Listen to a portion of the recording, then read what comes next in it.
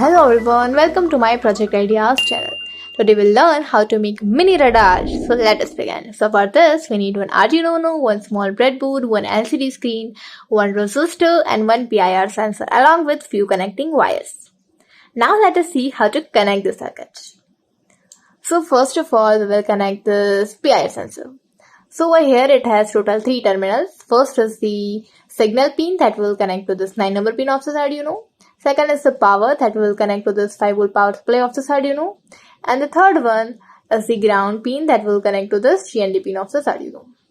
Now let us see how to connect this LCD.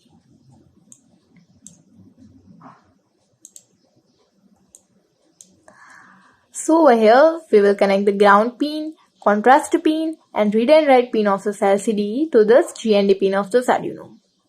After it, we will connect this power pin of it to this 5V power supply of this Arduino. And this resistor select and enable pin will be connected to this 2 and 3 number pin of this Arduino respectively.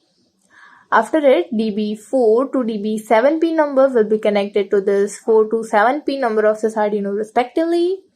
And this LED anode will be connected to this 5V power supply of this Arduino and LED cathode will be connected to this GND pin of this Arduino through this resistor. So in this way our short and sweet circuit is ready. Now let us see the code. So this is our code. Over here first of all we have included one header file of this LCD, that is the liquid crystal library. Now after it we have declared one array of this LCD to 2 to 7 number pin of this Arduino to which this LCD is connected. After it we have initialized one variable to 0 and we have used this void setup function to begin the serial connection.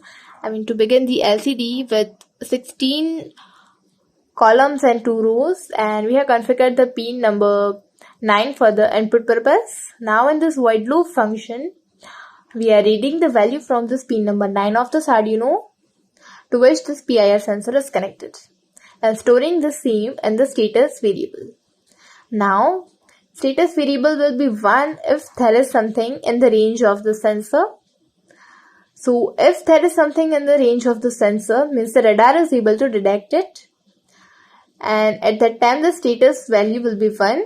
So, in that case, we are clearing the LCD screen, setting its cursor using this function and printing that object detected.